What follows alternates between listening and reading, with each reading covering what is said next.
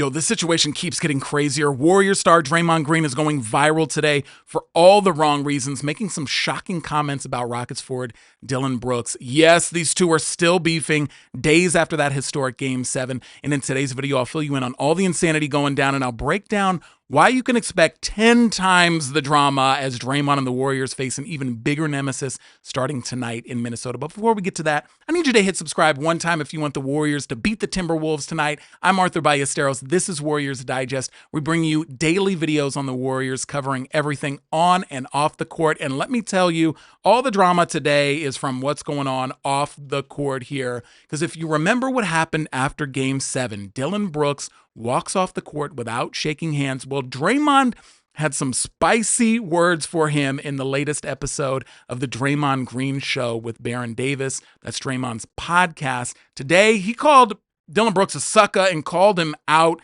basically saying that he's trash and he has no respect for him. This is what Dray had to say on the podcast today. He said, Dillon Brooks ran off the court. So when I say you see what guys is made of, he ran off the court. Ain't shake nobody up. You admitted you were trying to hurt Steph's hand, which fine by me, bro. I get it. We all get it when you hoop. But if you're going to be on that type of time, wear shades in the press conference. You're going to be talking. You're going to be Mr. Big Bad Wolf. Don't lose and then not face the music. Don't be that guy, because you lose a lot of respect for guys in that moment. And now, of course, lots of drama went on in the series between the Rockets and the Warriors. Dray is calling Dillon Brooks out for showing up in the postgame conference, talking trash after that Game 5 blowout where the Warriors went down bad and he shows up wearing shades. Lots of drama, lots of intensity, lots of fighting. Dillon was fighting with everybody, Jimmy Butler, Steph Curry, Pat Spenser. Like, it was just nonstop drama. But Dray, it's hard to defend Dray sometimes because, I mean, he dishes it out just the same. Both of them have a reputation of being dirty players. And, I mean, I think the only difference here is that Dray has the championships. He has the Defensive Player of the Year award. He's going to be a Hall of Famer. Those are the only things. He can back it up. He can talk the talk and he can walk the walk.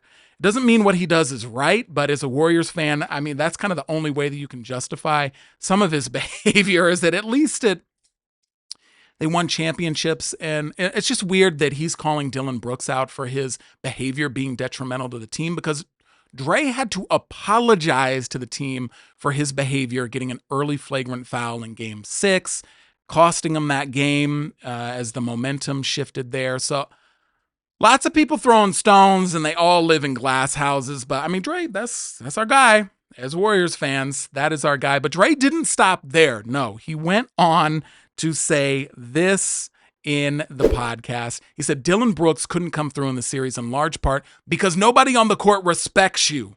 So anything you do, the way it's going to be looked at, the way it's going to be perceived, it ain't beneficial to your team when you're trying to win championships. And so, I mean, does Dray have a point? You tell me down in the comments. You team Dray here, you team Dillon Brooks. Hopefully, if you're watching Warriors Digest, you're a Warriors fan, you're team Dray. But I mean, just a lot of drama here. This was one of my favorite photos from the entire series, where Alperen Şengün, Dillon Brooks, they both showed up to the press conference looking like clowns. But do you think that players should have to shake hands after the game? I also want to hear your comments down below. Let me know. Does it make you less of a player? Do you lose respect for players who don't do that? Me personally, I think that no matter what is going on the court, you got to dap up at the end of the game. It's a game at the end of the day. Yes, it's your livelihood, but it's entertainment. You need to dap up, let bygones be bygones. You can still hold that grudge in your heart, but what were we all taught as kids? You're going to shake it out at the end of the game there. But if you thought all of this drama here was bad, I mean, just get ready, because the Minnesota series is going to ratchet up the intensity tenfold. Because let me take you back on a little trip through time. 2023, when Draymond put Rudy Gobert in this headlock, this infamous picture here, ended up costing Draymond a 5-game suspension. But the tensions here between Rudy Gobert and Draymond Green, they didn't start there. No, I mean, all of this stuff goes back to like 2017, when Draymond Green won Defensive Player of the Year over Gobert. it started to initiate this competitive tension between the two. And then in 2019, Draymond publicly mocked Rudy Gobert as he was crying in a press conference because he was snubbed from the 2019 All-Star game. Draymond tweeted out, "Oh, maybe I should cry too." That escalated the conflict here. And then the infamous moment in 2023 when Draymond was ejected and suspended for 5 games after he put Gobert in a chokehold during a scuffle that involved Klay Thompson and Jaden McDaniels on the Minnesota Timberwolves. Gobert called Green's actions clown behavior, which, I mean, sometimes it's really hard to justify a lot of what Draymond Green does here. Draymond will call you a clown, but then also engage in the same behavior. I mean, it's wild. But it didn't stop there, because last year, Draymond Green, he was on Inside the NBA when the Timberwolves were playing during the playoffs, and he was criticizing Gobert and just talking a bunch of trash about Minnesota. That caused the Timberwolves to boycott the media and questions from inside the NBA during that whole postseason run.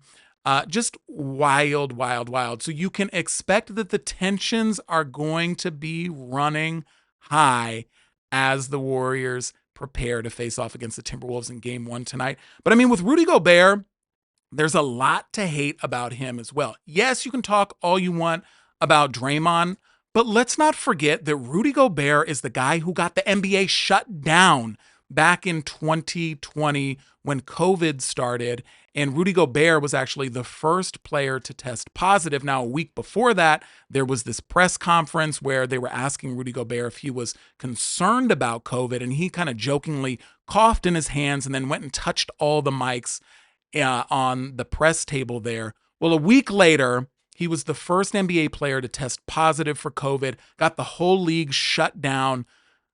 Rudy Gobert has been an enemy in my eyes for the entire NBA since then. Just lots of dumb behavior there.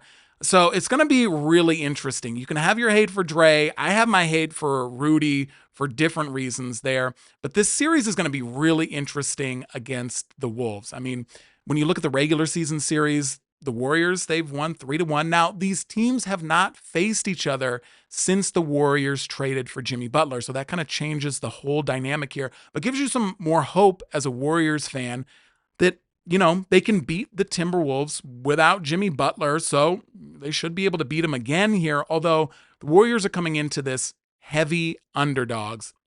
The Timberwolves have been resting since they beat the Lakers. They've been resting since Wednesday.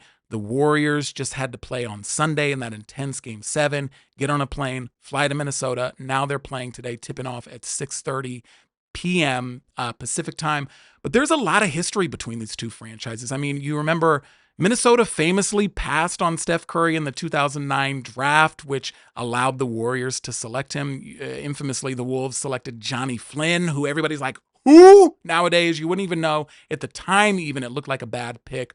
But also, that doesn't end there. I mean, the Anthony Edwards and Jimmy Butler connection as well is really interesting because, you know, both of these players reached their current teams kind of indirectly due to past decisions involving both organizations. So you remember the Warriors acquired D'Angelo Russell back in 2019 in a sign-and trade. They blocked the Timberwolves from signing him. The Timberwolves were reportedly really interested in getting D'Angelo Russell. The Warriors stepped in, swooped him up, got him. And then the Warriors later traded D'Angelo Russell to the Minnesota Timberwolves for Andrew Wiggins in 2020.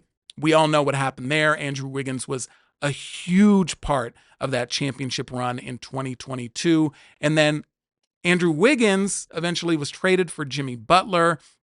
And now also the never-ending debate about the 2020 draft, where the Minnesota Timberwolves took Anthony Edwards first overall, and the Warriors selected James Wiseman in the second spot. My God, if we could only have that pick back. As Warriors fans, we're going to be talking about that debacle for decades. So this is going to be super explosive series. I know a lot of people are calling for the Timberwolves to win this thing in 6. I'm sticking by the Warriors. I'm going to say Warriors in 6. Let's kick it off tonight in dramatic fashion, but not with any fights or anything like that. You tell me what you think. Who do you think is going to win this series? I'm excited to hear from you, and I'll talk to you after the game. Peace.